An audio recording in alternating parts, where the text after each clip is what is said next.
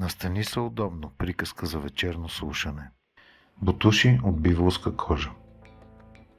Имало едно време един войник, който нищо не умел да прави. Само скитал и просил милостиня от добри люде. Носил старо на металови ботуши звезда, направени от биволска кожа. Един ден той вървял през полето и накрая стигнал до една гора. Не знаел къде се намира, но видял, че върху дънера на едно отсечено дърво седи ловец, облечен в хубави дрехи. Войникът му подал ръка, седнал на тревата до него и протегнал краката си. Както виждам, имаш хубави красиви ботуши и даже са лъснати, рекал той на ловеца. Но ако трябваше да скиташ като мене, нямаше да изкарат дълго. Виж моите, от биволска кожа са и ги носи вече дълго време, но пак не се късат. След малко войникът станал и казал: не мога да седя повече, защото съм много гладен. Ами накъде си тръгнал ти, побрати ме, с тези лъскави ботуши? Сам не зная, отвърнал ловецът, загубих се в гората. Така стана и с мене, рекал войникът. Ние си приличаме като два стръка и глика. Хайде тогава да вървим заедно и да търсим пътя. Ловецът се усмихнал и двамата тръгнали заедно. Вървели докато се стъмнило. Сега няма да можем да излезем от гората, рекал войникът. Но в далечината блещука светлинка. Сигурно ще намерим нещо за ядене. Тръгнали към светлинката и стигнали до една каменна къща. Почукали на вратата и една стара жена им отворила. Търсим място да пренощуваме, рекал войникът. Малко храна, защото стомахът ми е празен като стара раница. Тук не може да останете, отвърнала старицата. Тази къща е разбойническа и най-разумно ще бъде да си отидете, докато не са се върнали разбойниците. Заварят ли ви тук, с вас е свършено. Не вярвам да е чак толкова опасно, отвърнал войникът. От 2 дни не съм ял нищичко и все едно ми е дали ще загина тук или ще умра от глад в гората. Ще вляза. Ловецът не искал да го последва, но войникът го дръпнал за ръката и го повлякал със себе си. Ела, побрати ме, няма веднага да ни хванат за гушата. Старицата се съжалила на тях и рекла: сгушете се зад печката, ако оставят нещо от яденето, след като заспят, ще ви го дам. Едва се наместили въгъла и в стаята се втурнали 12 разбойници, насядали шумно около масата и поискали да ядат. Старицата донесла голям къс печено месо и разбойниците бързо го изяли. Войникът усетил миризмата на печеното месо и рекал на ловеца: не мога, не издържам повече. Ще седна на масата и ще ям с тях. Ще погубиш и себе си и мене, рекал ловецът и го хванал за ръката. Тогава войникът започнал да кашля силно. Чули разбойниците, захвърлили ножовете и вилиците, скочили от местата си и открили двамата зад печката. Аха, викнали те, въгъла сте се скрили. Какво търсите тук? Изпратиха ви да ни шпионирате ли? Почакайте, ще ви научим да летите увиснали от сух клон. Дръжте се малко по-любезно, казал войникът. Аз съм гладен. Дайте ми най-напред да хапна нещо, после можете да правите с мен каквото искате.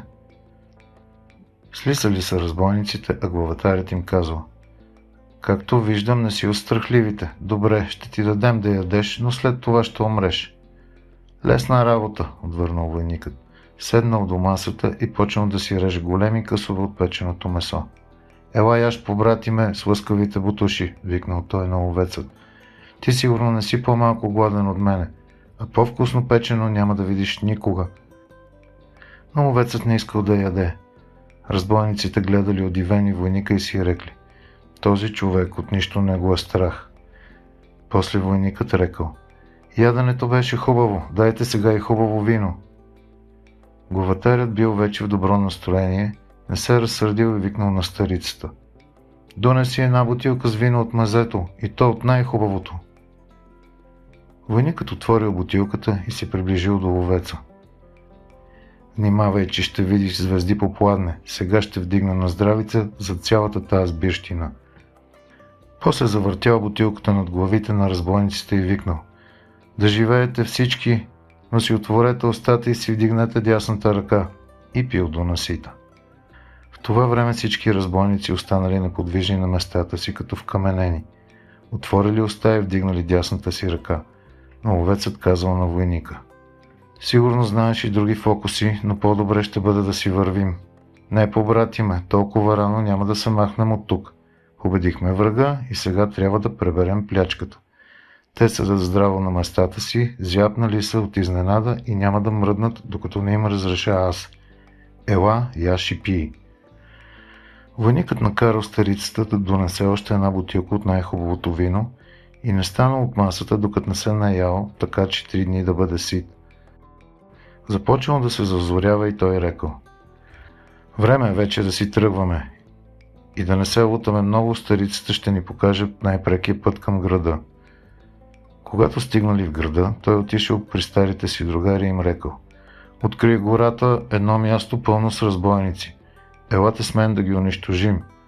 Повел ги войникът, но извикал и ловеца: ела с мен и ще видиш как ще ги заловим. Когато стигнали къщата на разбойниците, войникът строил отряда в кръг около тях. Взел бутилката, отпил една глътка, завъртяла над главите им и викнал: да живеете всички! Те се размърдали, но докато разберат какво става, били повалени на земята с вързани ръце и крака. После войникът заповяда да ги хвърлят като чували в една кола и рекал: закарайте ги направо в затвора. Но ловецът повикал един от отряда в страни и му поръчал нещо. Побрати ме с лъскавите бутуши, рекал войникът. Ние победихме разбойниците, нахранихме се добре и сега можем спокойно да си вървим. Когато наближили града, войникът видял, че през градските порти влизат много хора, които се радвали и размахвали зелени вейки над главите си. После видял, че към тях се приближават и царските охранители. Какво ли значи това? Попитал той ловецът изумен. Не знаеш ли, отвърнал ловецът, че царят дълго време не е бил в царството. Днес той се завръща и всички излизат да го посрещнат. Но къде е царят? Аз не го виждам, попитал войника. Ето го, отвърнал ловецът. Аз съм царят и известих за пристигането си. После разкопчал овджийската си дреха и под нея блеснала царска одежда. Войникът се оплашил, паднал на колене и го помолил за прошка, че се отнасял с него като с равен. А царя му подал ръка и рекал: ти си доблестен войник и ми спаси живота. Занапред няма да търпиш никакви лишения, защото аз ще се погрижа за теб. И ако някой път ти се прияде хубаво печено месо, каквото яде в къщата на разбойниците, ела спокойно в дворцовата кухня.